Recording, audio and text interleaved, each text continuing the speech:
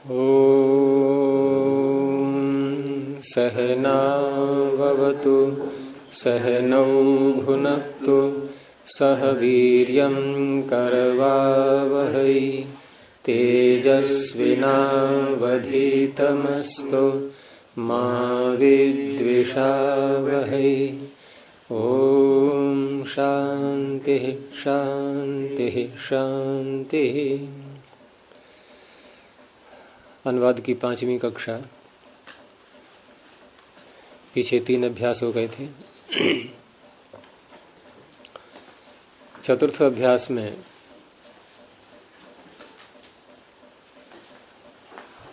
इन्होंने संज्ञा शब्दों में से तो कोई नहीं लिया है, जो पीछे आ चुके हैं उन्हीं का प्रयोग दोहराएंगे। और धातुओं में 2 धातुएं इन्होंने नई यहां पर जोड़ी हैं, क्री और अस। तो क्री धातु तो बहुत प्रसिद्ध है, ये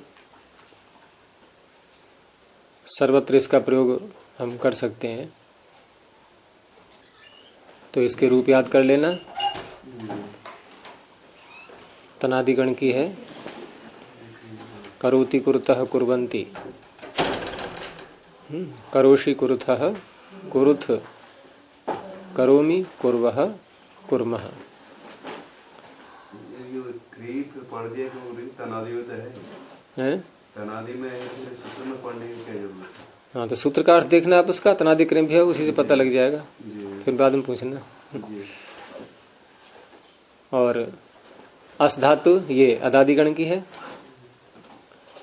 अदादिगण में शप हट जाता है, शप नहीं रहता है, शप का लुक हो जाता है, इसलिए अस्ति। और जो ङित प्रत्यय होते हैं सार्वधातुकम अपित से, वहां अस के आकार का लोप हो जाएगा। परस्मै पद में कितने प्रत्यय होते हैं ङित? 6। आत्मनेपद में 9। परस्मै पद में 3 नहीं होते, तिप सिप और मिप। तो तिप सिप मिप में तो आकार रहेगा, अस्ति, असि, अस्मि। और 6 स्थान पर आकार हट जाएगा। स्तः, संति, स्थः, स्थ, स्वः, स्मः, यहां चला गया आकार। श्नसोरल्लोपः, श्नसोरल्लोपः, श्ना प्रत्यय और अस,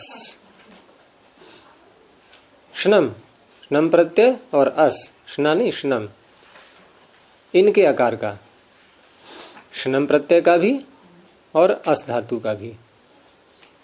श्नम कहाँ होता है? रुधादिगण में। जैसे धातु पहली ही क्या है? रुध, तो रुणद्धि, यहां श्नम में नाम अ है। और आगे आगे रुंधः।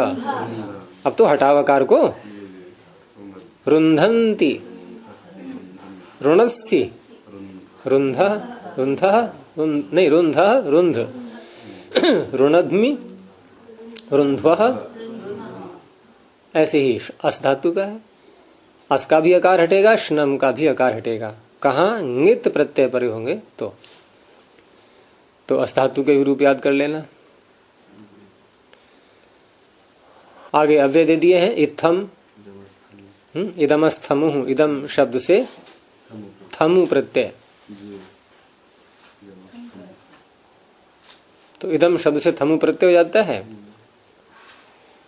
और एते तौ रथो हो, र और थ जब परे होते हैं तो इदम के स्थान पर 2 आदेश, एत और इत। र परे होगा तो एत, जैसे एतरहि, और थ परे होगा तो इत, जैसे इत्थम। एतेतौ रथो।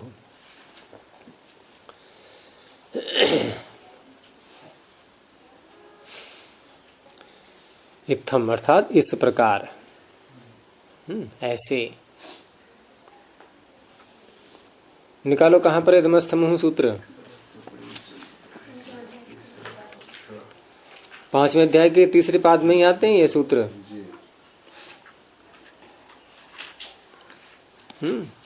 और इसके ऊपर सूत्र है प्रकार वचने थाल, क्योंकि हमें यह ध्यान रखना होता है कि प्रत्यय हो किस अर्थ में रहा है। तो यहां अर्थ चला प्रकार वचन,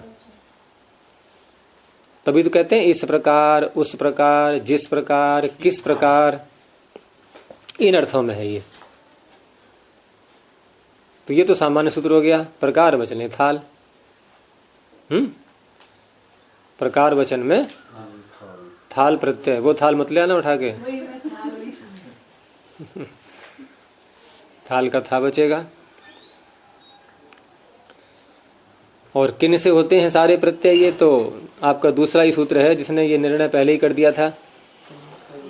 किम, सर्वनाम और बहु। अब उनमें ये इदम शब्द भी आ गया सर्वनामों में, तो ये अपवाद बन गया, इसका बन गया नहीं। अगर ये इदमस्थमूह सूत्र न बनाए तो क्या बनेगा, थाल होगा फिर तो क्या बनेगा, इत्था। एते तो रथो तो लगेगा ही, तो ये अपवाद हो गया। इत्था तो बनता है, कहाँ प्रयोग किया था, कहाँ देखा था? तो इत्थम ये बनता है। ये प्रकार थाल का अपवाद है। और किमश्च, किम से भी थमु प्रत्यय, तो क्या बनेगा, कथम। लेकिन कथा नहीं बनता है क्या? क्या अर्थ होता है उसका? कथा, कहानी। तो ये कहानी है, ये प्रकार वचन है, ये प्रकार अर्थ निकल आया इसमें। फिर वो किसी और तरह से, वो तो धातु है। कथ चिंती पूजी कथि कुंभी चर्चा से बताया था कल। चिंता, पूजा, कथा, कुंभा, चर्चा। इस वाक्य में जैसे है ना कथम गच्छति, यहाँ प्रकार तो कथम तो आपने कर ही लिया, बात हो रही है था कि ये कथम जैसे बना, ये प्रकार वचन किस प्रकार, हाँ किस प्रकार, इस वाक्य में कैसे हुआ, ऐसे ही है, किस प्रकार। अच्छा किस प्रकार, किस प्रकार जाते हो, किस लिए, प्रयोजन, प्रकार में बहुत चीजें निकल आती हैं। आपके जाने का उद्देश्य क्या है, तो हम सीधा अर्थ कर लेते हैं क्यों। वो क्यों में सब आ गया, क्यों में प्रकार इत्यादि सब आ गया। लेकिन कथा भी बनता है, परंतु लोक में नहीं, वेद में। वेद में कथा का अर्थ कथम वाला ही होता है, नहीं क्यों, वो कहानी वाला नहीं। तो फिर क्या किया पाणिनि ने, क्या है अगला सूत्र, छंदसी, वेद में था भी हो जाता है।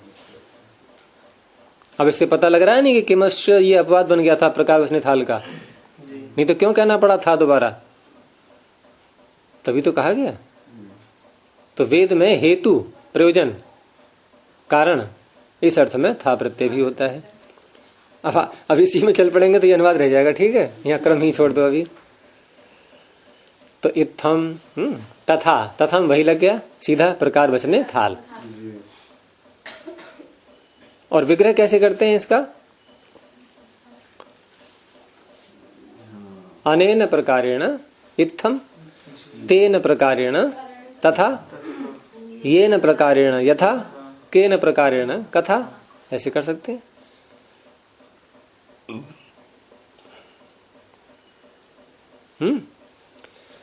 आगे क्या है, अन्य दे लिए हैं अव्यय, जैसे अपि, ये भी अर्थ में आता है, न, च, एव, ये निपात हैं सब। ये 5वें अध्याय से नहीं बनाए गए हैं, आप यहां भी कहीं ये ढूंढते रहो इसमें प्रागदर्शो व्यक्ति के प्रकरण में। ये चादयो सत्वे सूत्र है ना पहले अध्याय में, तो ये चादी गण में है ये, और वहां इनकी निपात संज्ञा हुई है, और स्वरादि निपातम अव्ययम से अव्यय संज्ञा हो जाती है। फिर ये अपि न च, इससे कितने गिनती होंगे, बहुत बड़ा है चादीगण, चादीगण बहुत बड़ा है।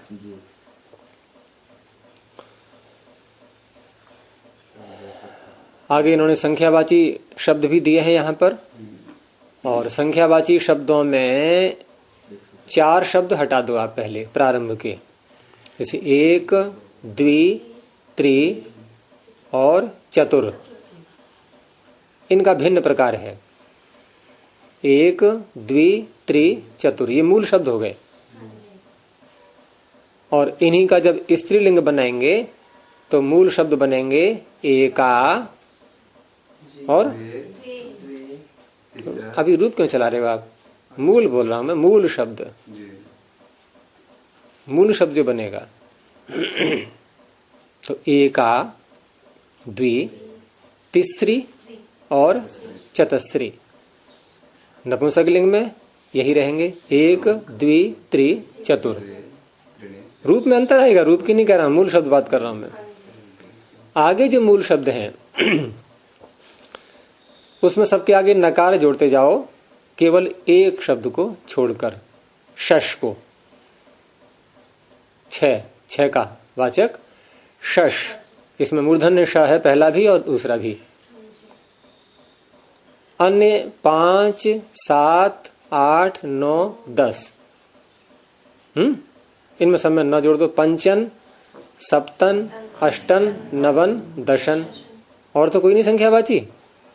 आ गए सारे, सब आ गए, ठीक है। अब इनमें इनकी संख्या संज्ञा भी करते हैं हम। संख्या क्यों बोलते हैं इनको? संख्या संज्ञा करने वाला सूत्र कौन सा है? बहुगण वतुडति संख्या। लेकिन इसमें है क्या 1, द्वि, त्रि आदि शब्द? नहीं, शट लिया। शट लिया था। मैंने ये कहा संख्या संज्ञा कौन करता है, मैंने षट का पूछा ही नहीं। तो बहुगण वतुडति संख्या, ठीक है। इसमें है 1, द्वि, त्रि आदि। तो इनकी संख्या संज्ञा कैसे हुई? ये प्रसिद्ध है। किसी को शंका है कि संख्या नहीं है ये? तो जब शंका नहीं है तो पाणिनि क्यों बताएं उसके लिए? फिर पता है तो आपको संख्या है ये। संख्यायते अनिर्णीति संख्या, ये तो प्रसिद्ध है। इनका क्या आवश्यकता कहने की संख्या संज्ञा होती है? किसी का नाम बहुत प्रसिद्ध हो तो क्या बताना, वो तो है ही प्रसिद्ध। भगवान का नाम रखा है कभी आपने किसी सूत्र के द्वारा? है? जीवात्मा, परमात्मा, ये नाम रखे हैं कभी? तो संख्या संज्ञा किनकी कर रहे हैं पाणिनि? जो प्रसिद्ध नहीं है। जैसे बहु शब्द है, अब बहु संख्या नहीं लग रहा है। गण, तावत, वतु, डति, कति आदि, इन ये अप्रसिद्ध थे, इनका नाम संख्या रख दिया है। और षणांता षठ, ये षठ संज्ञा करता है, संख्या नहीं। संख्या तो है ही, ये संख्या है ये नहीं कह रहे हैं। यहां पर एक नया नाम और रख रहे हैं, षठ। उस नाम के द्वारा कुछ कार्य करना है उनमें। जस और शस का लोग करते हैं ना, षड्भ्यो लोग। और वहां जब ये सूत्र आया था उस समय मैंने बताया भी था ये कि इसका नाम है षट। मूल शब्द क्या है? शश। उसी का है ये नाम षट। ये तो प्रथमा का बहुवचन हो गया, लेकिन मूल शब्द क्या है? शश। और शश का वैसे अर्थ क्या होता है? 6। तो ये संज्ञा भी है और सार्थक भी है, क्योंकि शकारांत नकारांत का नाम रखा गया षट। और शकारांत नकारांत कितने हैं सब मिला करके? कितने हैं शकारांत? 1। नकारांत कितने हैं? गिनो आप ऐसे करके, गिनो, ऐसे गिनो, जल्दी जल्दी जल्दी गिनो। नहीं गिन मिले? पंचन, बोलो, हाँ बोलो ना ऐसे करके। उंगली पर रखो। पंचन, हाँ, सप्तन, हाँ, अष्टन, हाँ, नवन, हाँ। दशम। कितने हुए? 5 हो गए। तो 5 और 1 6 हो गए। है भी 6 ये, और नाम भी 6। शश नाम भी 6 और है भी 6। जी। किसी की 6 उंगली होती है नहीं, हाँ, तो क्या नाम रखते हैं उसका? हैं? छंगा नहीं बोलते हैं, क्या बोलते हैं? छंगा। सार्थक नाम हुआ नहीं। ठीक है, तो षट संज्ञा की बात रही। कहने का तात्पर्य है संख्यावाची शब्दों में 3 तरह के मिले हमें। 3 भाग कर दो आप उसको। जैसे एक तो षट संज्ञा में 2 भाग हो गए इधर, एक शकारांत रहा, 5 नकारांत, और बाकी 1 द्वि त्रि चतुर ये अलग ही हैं, बिल्कुल ही कोई किसी से मेल नहीं खा रहा है। अब रही बात जब इनके रूप चलाते हैं तो 1 2 3 1 द्वि त्रि, यहां तक तो ठीक है कि एक वचन, द्विवचन और बहुवचन इनके बन जाएंगे। जैसे एक शब्द के रूप एक वचन में ही चलेंगे, द्वि शब्द के द्विवचन में ही चलेंगे, क्योंकि द्वि का अर्थ 1 और 3 तो होगा नहीं। त्रि शब्द के बहुवचन में ही चलेंगे, और चतुर से लेकर के दशम तक बहुवचन में ही चलेंगे सारे। ठीक है। अब रही बात लिंग की, तो 1 द्वि त्रि चतुर इनके तीनों लिंगों में चलते हैं रूप, और पंचम से लेकर के दशम तक इनका कोई लिंग नहीं है, तीनों लिंगों में समान। पंच बालकाः, पंच बालिकाः, पंच पुस्तकानि, है कोई अंतर?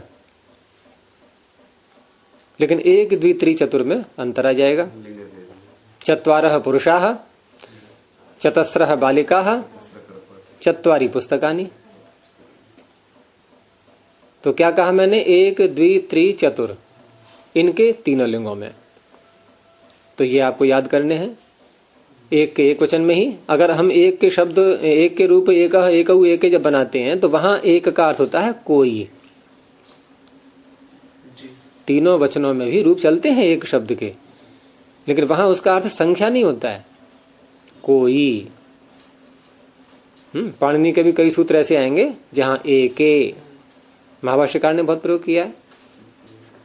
तो एकः एकौ एके,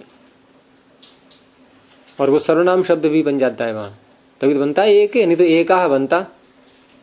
एकः एकौ एकाः, एकः एकौ एके, सर्वनाम के कार्य होते हैं उसमें सारे। तो वो कोई अर्थ वाला शब्द है, कोई। और ये संख्यावाचक जो एक है इसका एक वचन में ही चलेगा। सर्वाधिकरण में पढ़ा हुआ है।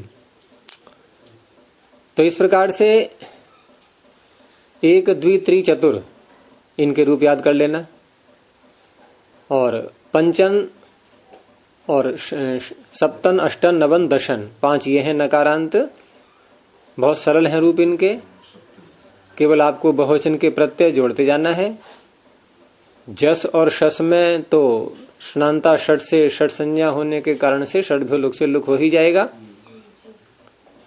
जैसे पंचन के रूप देखें तो जस में पंच, शस में फिर पंच, आगे भिस जोड़ दो पंचभी ही, 2 जगह भ्यस जोड़ दो पंचभ्यः पंचभ्यः। षष्ठी के बहुवचन में आम है तो नुडागम कर लेंगे पंचानाम, और सप्तमी के बहुवचन में पंचसु। ऐसे ही अष्टन के, सप्तन के भी, नवन के भी और दशन के भी।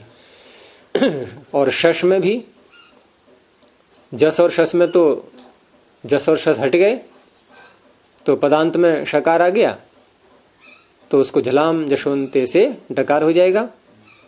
तो षड षड वापस आने से आप ट भी बोल सकते हैं। और भिस में षड भी, षड्भ्यः षड्भ्यः, और आम में षण्णाम, यहाँ इधर भी णकार उधर भी णकार, 2 णकार हो जाते हैं। और षट सु, यहाँ डकार नहीं बोल सकते। क्यों क्यों नहीं बोल सकते? खरीच, खर आगे आ गया, और षड्भ्य में नहीं ऐसा था, वहां खर नहीं था आगे, वहां जलान सुनते लगेगा। ठीक है। तो ये संख्यावाची हो गए। आम के साथ नुटागम, आम आ गया तो नुटागम कैसे करते हैं? आम आ गया तो नुडागम कैसे करते हैं? पंचानाम किया ना, तो आम आगम में नुडागम करने वाला सूत्र कौन सा है? ह्रस्व नद्यापो नुट। लेकिन अर्थ पता है? ह्रस्व नदी आपह, ह्रस्व नद्यापह नुट। हो गया समाधान?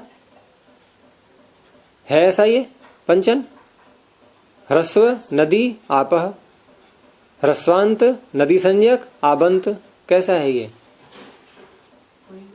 फिर कैसे समाधान हो गया? संतुष्टि कैसे हो गई? कुछ अनुवृत्ति आ रही है। कोई अनुवृत्ति नहीं है, ये सूत्र ही नहीं लगेगा। अगला सूत्र एक और बनाया गया फिर इसी के आगे, षट चतुर्भ्यश्च। षट संज्ञकों से उत्तर और चतुर से उत्तर, वहां भी आम को नोट होता है, ये लगेगा यहां। क्योंकि पंचन सप्तन आदि न तो ह्रस्वांत हैं, न नदी नाम है इनका, न ही आबंत है। तो मामी सर्वनाम सुट क्यों लगाने लगे हैं? सर्वनाम है क्या ये? संख्यावाची शब्द।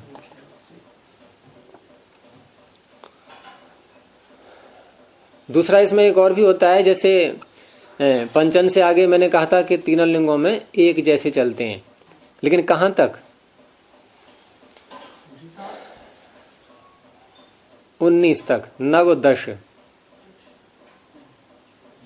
अगर हम 19 का अनुवाद नवदश कर रहे हैं तो, अगर एकोनविंशति बोलेंगे तो नहीं, नवदश ऐसे बोलेंगे तब तक। उसके आगे फिर विंशति से लेकर के और नवनवति तक, 99 तक, ये स्त्रीलिंग में चलते हैं। नवोदश जब हम इस प्रकार से उच्चारण करेंगे तो उसके क्या माना जाएगा? तीनों लिंगों में समान। और एकोनविंशति बोलेंगे तो स्त्रीलिंग। तो इस तरह से विंशति से लेकर के नवनवति तक स्त्रीलिंग में, और आगे शतम से लेकर के और अनंत संख्याओं तक नपुंसकलिंग।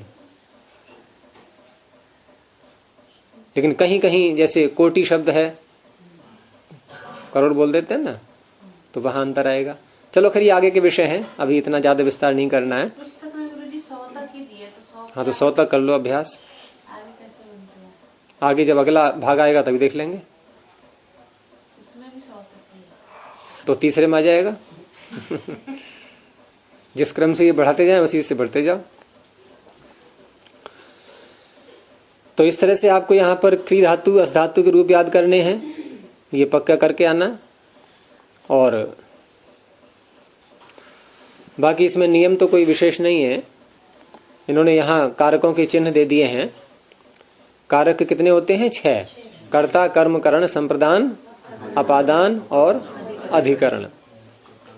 संबंध और संबोधन कारक नहीं होते, क्योंकि ये क्रिया के करने में कोई सहायता नहीं करते हैं। और हर कारक में अलग अलग विभक्ति करने वाले सूत्र हैं। उसमें केवल हिंदी की दृष्टि से समझने के लिए हम लोग ऐसे बोल देते हैं कि कर्ता ने कर्म को करण के द्वारा, संप्रदान के लिए अपादान से, संबंध काके की रारेरी, अधिकरण में पर ऊपर, ऐसे करके रटवाते हैं बच्चों के लिए। लेकिन जो व्याकरण की दृष्टि से पढ़ेगा तो उसके लिए इनकी कोई आवश्यकता नहीं है, क्योंकि कहीं कहीं पर ये चिन्ह आपको धोखा दे जाएंगे। विशेष करके ने और को, ये बहुत धोखा दे जाएंगे। कहीं भी ने लगा देते हैं, कहीं भी को लगा देते हैं, और नहीं भी लगाते हैं कभी कभी हिंदी में, लेकिन अर्थ उसमें छिपा रहता है उसका। तो हमें संस्कृत को संस्कृत की दृष्टि से ही समझना है। दूसरा, संस्कृत में जब च और वा इनका जब प्रयोग करते हैं, च माने और, वा का अर्थ अथवा, तो इनका प्रयोग एक शब्द के बाद में होता है हिंदी के क्रम के अनुसार। हिंदी में जो क्रम है उसकी दृष्टि से देखेंगे तो संस्कृत में एक शब्द के बाद, जैसे राम और कृष्ण। अब संस्कृत बनाएंगे तो और को हम कृष्ण के आगे ले जाएंगे, यानी च को। रामः कृष्णः च, ऐसे नहीं कहेंगे रामः च कृष्णः, ऐसे ही वाह। चलिए आगे अब अनुवाद। तो इसमें तद शब्द का प्रयोग किया इन्होंने प्रारंभ में, जो पहले अभ्यास में आया हुआ था। तो सह वह है। अब यहां सह अस्ति ऐसे नहीं लिखना है इसको, क्योंकि विसर्ग संभव नहीं है, 7 अक्षरों में से कोई भी नहीं है आगे। तो क्या है विसर्ग से पूर्व अवस्था? सर। अब रेफ के दोनों ओर ह्रस्व आकार आ गया, तो एक ही सूत्र है, अतो रो रप्लुता दप्लुते। और जब ये सूत्र लगाते हैं तो 2 सूत्र और लगते हैं साथ में, बाई प्रोडक्ट 2 और साथ में जुड़ जाएंगे, आद्गुण और एंग पदांता दति। तो सोस्ति।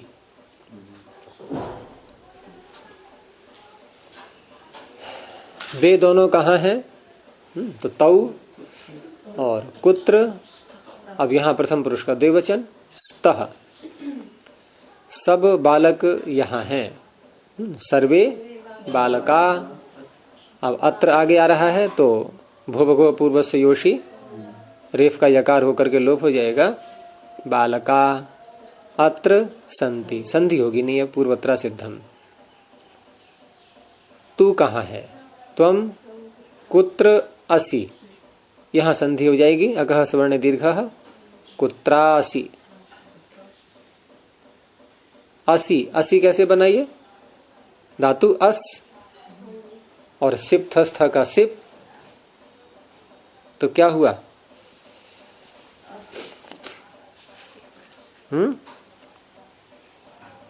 दो सकार हो गए नहीं? फिर यहाँ पे सकार का लोप होगा वो उस प्रकरण से। उस प्रकरण से, अच्छा अब समझ में आ गया मेरे। ये अच्छा उत्तर है, क्योंकि इसमें सब कुछ समाविष्ट है। सामने वाले से कह दो अपने आप समझ रहे ना, मैंने बता दिया आपको, उस प्रकरण से होगा।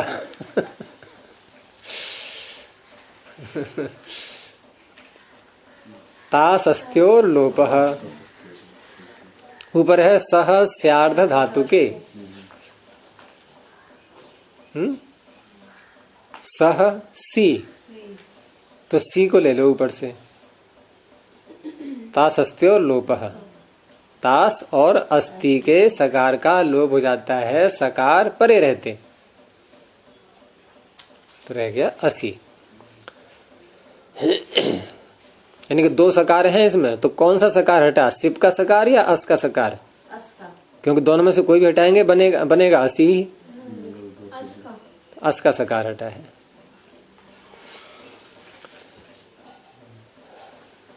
तुम दोनों यहाँ हो, युवाम अत्र स्थः। तुम सब कहाँ हो? यूयम कुत्र स्थ, यहाँ विसर्ग नहीं आएंगे। हाँ, ये प्रथम अभ्यास के तत् शब्द का प्रयोग हो गया। अब द्वितीय अभ्यास के अस्मद का प्रयोग।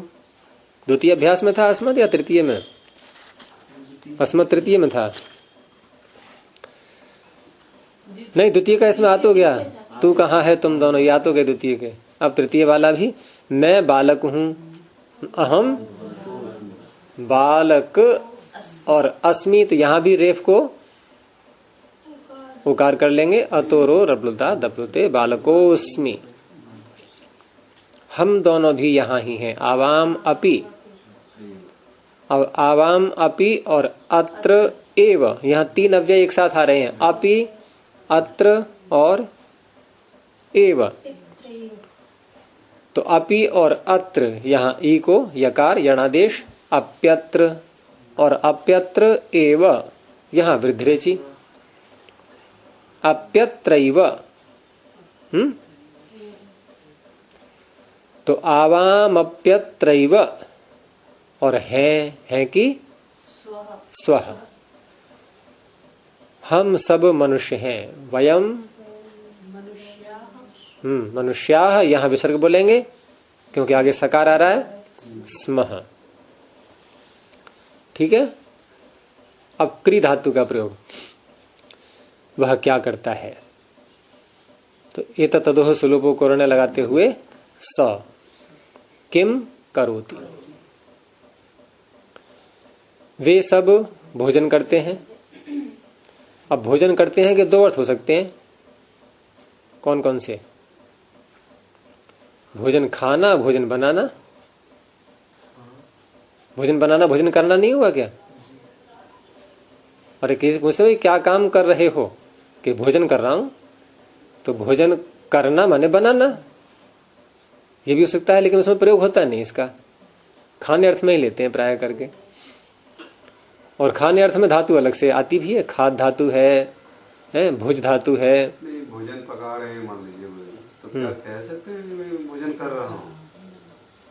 आप मतलब भोजन करने के भोजन बनाने के उपरांत ही तो भोजन करते हैं। करने का अर्थ क्या होता है? करने का अर्थ क्या होता है?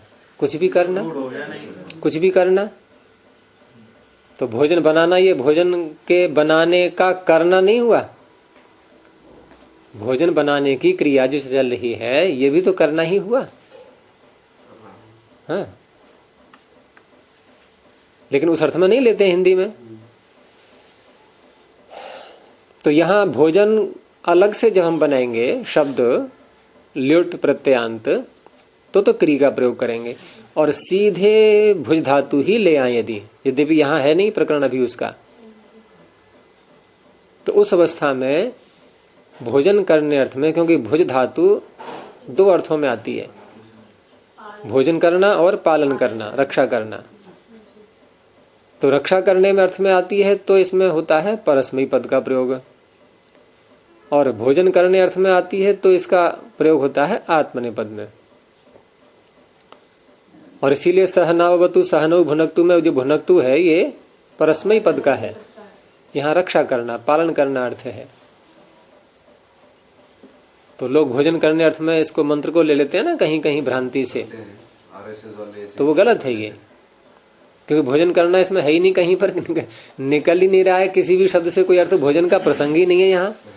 अन्य शब्दों को देखेंगे हम तो अवतु, उधर तेजस्वी नौ अधीतम अस्तु हमारा पढ़ा हुआ, तो वहां पढ़ना, भोजन में पढ़ना कहां से आ गया? उनसे ये पूछो कि आप जो है भोजन करने से पहले इसको बोल रहे हो, तो ये तेजस्वी नौ अधीतम अस्तु इसका क्या अर्थ होगा यहाँ? यहाँ तो ये होना चाहिए तेजस्वी नौ खादितम अस्तु। भाग लिया होगा जो भोजन करने के बाद वो जाति जो बनता है वो अधितम हो गया। वहां पर तेज के ले लिया, अधितम में फंस जाएगा।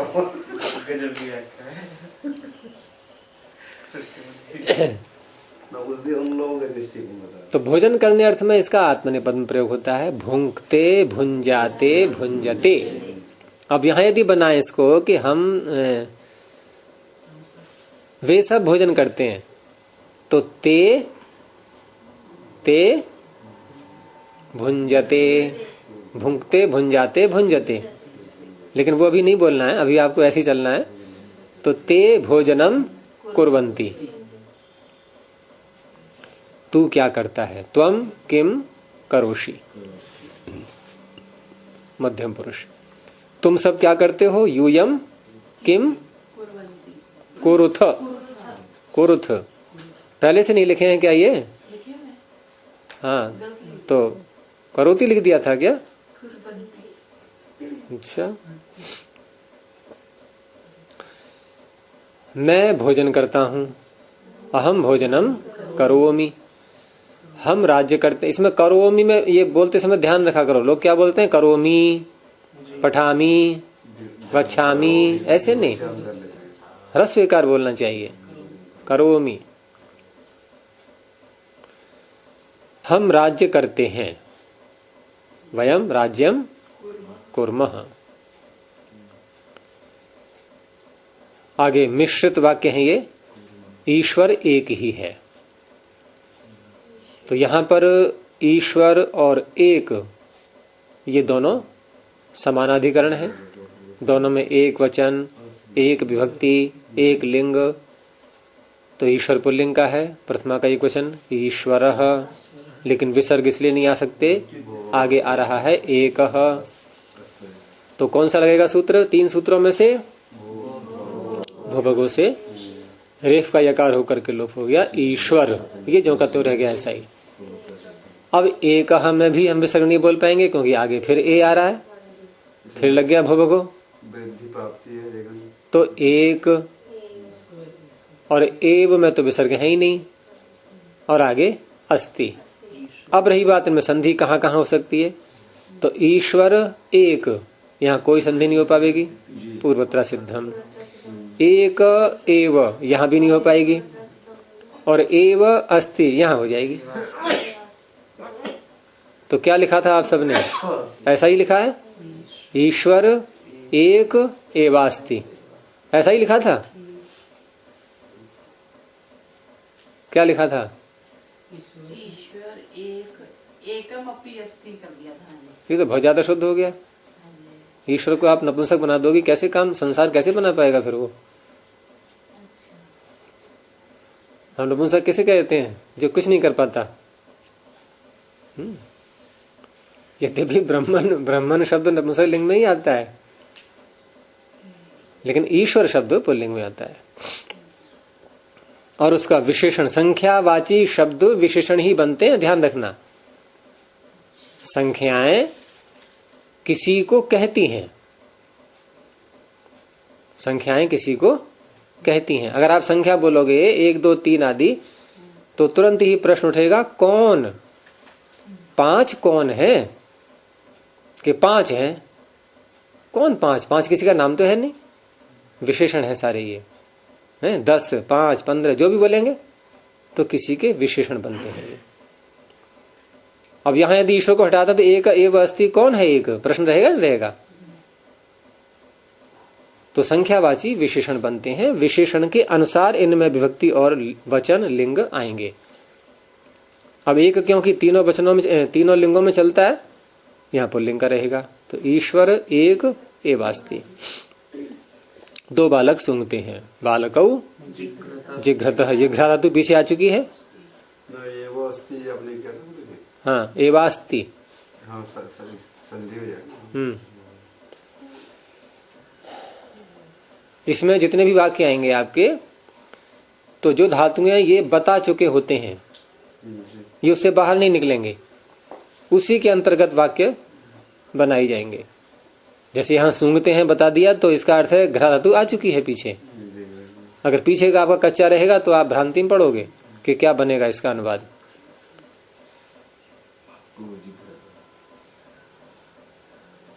तीन आदमी खाना खाते हैं। अब यहाँ आदमी मनुष्य, तो मनुष्य बहुवचन ही आना है, और उसी का विशेषण आ गया संख्यावाची शब्द 3। अब क्योंकि मनुष्य पुल्लिंग बहुवचन है, प्रथमा व्यक्ति है, तो त्रि जो शब्द है संस्कृत में 3 का वाचक, ये भी पुल्लिंग, प्रथमा व्यक्ति और बहुवचन। तो त्रि के रूप तो बहुवचन में ही चलेंगे। तो इसके पुल्लिंग में रूप कैसे चलते हैं, त्रयः, आगे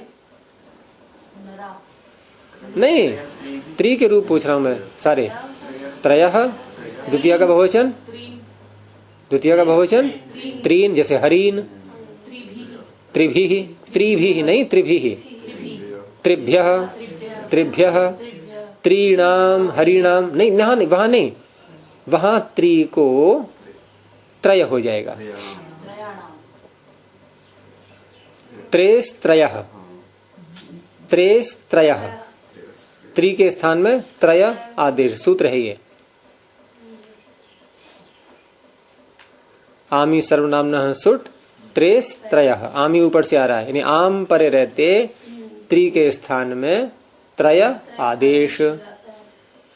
अब लग जाएगा ह्रस्व अध्यापोन्नुट, क्योंकि त्रय होते ही ह्रस्वांत हो गया, तो त्रयाणाम और त्रिषु। तो त्रयः बनेगा यहां पर, लेकिन मनुष्य मकार आ रहा है तो विसर्ग नहीं बोल पाएंगे। विसर्ग से पीछे रेफ त्रयर। अब क्या होगा, त्रयर मनुष्याः। कौन सा लग रहा है 3 सूत्रों में से? ये 3 सूत्र बिठा लो मस्तिष्क में, अतोरोरब, हसीच और भुवको। हसीच लगेगा, और हसीच लगते ही एक और लगता है सूत्र, फिर अतोरोरब लगता है तो 2 और लगते हैं, हसीचा लगता है तो एक और लगता है, भोभगो लगता है तो एक और लगता है नहीं है? तो हसीचा के बाद कौन सा लगता है?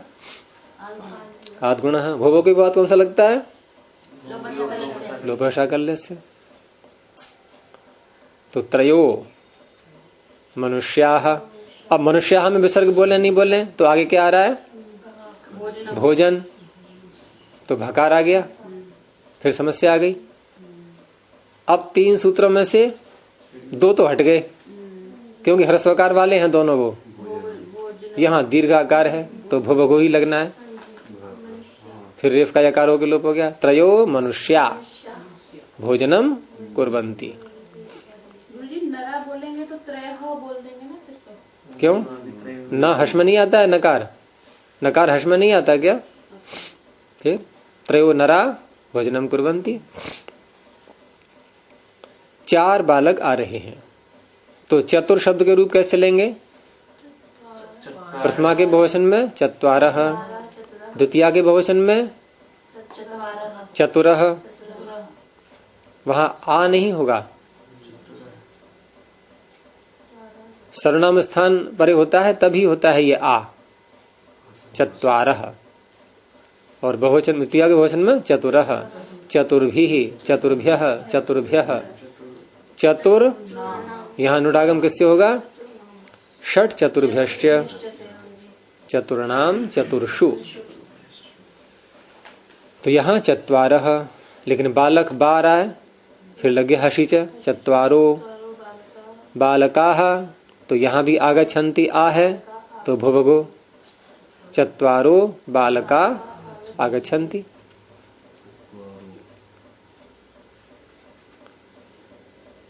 अशुद्धियां आ रही हैं? खूब आ रही हैं।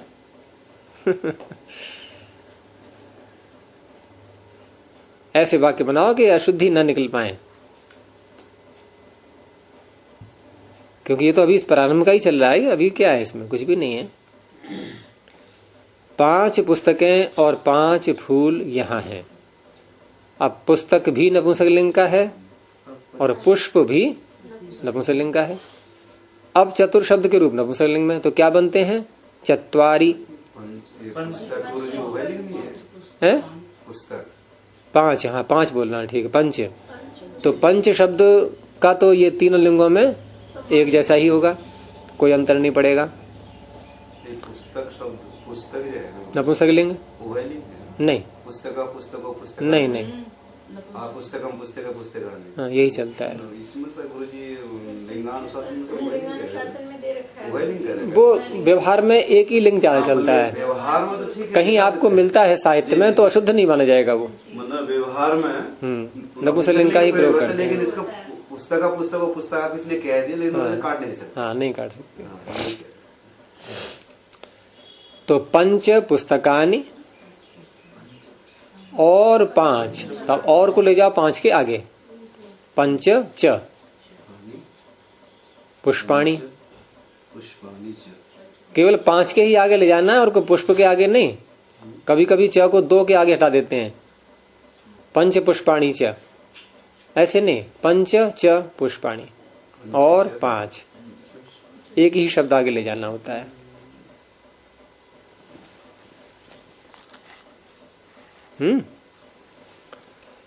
तो पंच पुस्तकानि पंच च पुष्पाणि।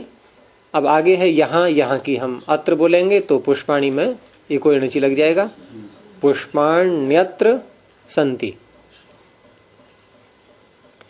8 पाठशालाएं यहाँ हैं। तो पाठशाला स्त्रीलिंग का है, लेकिन अष्ट में कोई अंतर नहीं आता। अष्ट के जो रूप चलते हैं अष्टन शब्द के, ये 2 प्रकार के होते हैं। सब जगह नहीं, कहीं कहीं। तो इसमें जस और शस का जब बनाएंगे तो वहां अष्टाभ्य औष। इससे पहले 6 बालिकाएं छूट गया कौन सा? ये 6 बालिकाएं। अच्छा हाँ, 6 बालिकाएं इस प्रकार पढ़ रही हैं। तो 6 बालिकाएं, बालिका शब्द स्त्रीलिंग का है, लेकिन शश शब्द तीनों लिंगों में एक जैसा है। तो यहाँ षष्ठ के रूप कैसे लेंगे? प्रथमा का बहुवचन षट षड, द्वितीय का बहुवचन भी षट षड, आगे षड्भी षड्भ्यः षड्भ्यः षण्णाम षट्सु। तो यहाँ षट बोलेंगे या षड बोलेंगे? आगे बालिका बोलना है हमें। दोनों में कोई बोल सकते हैं? नहीं बोल सकते, षट बोले। क्योंकि आगे बकार आ गया, अवसान नहीं है, अवसान में है विकल्प वावसान्य। केवल शब्दों का प्रयोग करेंगे सट के तो ठीक है। हाँ। सट के लेकिन वाक्य में आगे क्या आ रहा है उसका ध्यान रखना होगा। तो षड डकार ही बोल सकते हैं यहाँ पर आप। षड बालिका। अब बालिका में विसर्ग आए या नहीं आए ये अगला शब्द निर्णय कराएगा। तो इस प्रकार इत्थम, एवं भी आता है इस प्रकार के लिए, एवं इत्थम। तो इत्थम में ई है इसलिए भोभगो सूत्र लग जाएगा। तो बालिका इत्थम पठन्ति। 7 बालक भी यहीं पढ़ते हैं। सप्त है, अब सप्त भी तीनों लिंगों में एक जैसा है। तो सप्त बालका अपि, भोभगो लग जाएगा बालका। और अपि और यहीं में 2 शब्द मिले होते हैं, यहां ही, इसका संक्षिप्त है यहीं। तो संस्कृत में भी अत्र और एव दोनों जोड़ेंगे, अत्रैव। और अपि अत्रैव इको यणचि अप्यत्रैव। तो सप्त बालका अप्यत्रैव पठन्ति। 8 पाठशालाएं हैं, 8 पाठशाला, क्योंकि आगे अत्र आ रहा है, अत्र संति। 9 फूल वहां हैं। नवन शब्द भी तीनों लिंगों में जैसा है। तो नव पुष्पाणि तत्र संति। 10 आदमी गांव को जा रहे हैं। तो 10 शब्द भी तीनों लिंगों में जैसा है। 10 मनुष्या, भूभगो ग्रामम गच्छन्ति। स्वकामा जी बहुत आ रही हैं शुद्धियां आपकी, कलम चल रही है लगातार, देख रहा हूं मैंने बनाया नहीं था। तो आनी नहीं चाहिए शुद्धियां। 1-2 कोई आ जा तो आ जा, ठीक है, क्योंकि नियम आपको सब मैंने पहले ही बता दिए। और विशेष करके शुद्धियां आपकी आ रही होंगी रेप से संबद्ध, कहीं कहीं पर लिंग वाली आ जाती हैं। तो ये अभ्यास चौथा पूरा हुआ, इसको यहीं रोकते हैं। प्रणव ध्वनि।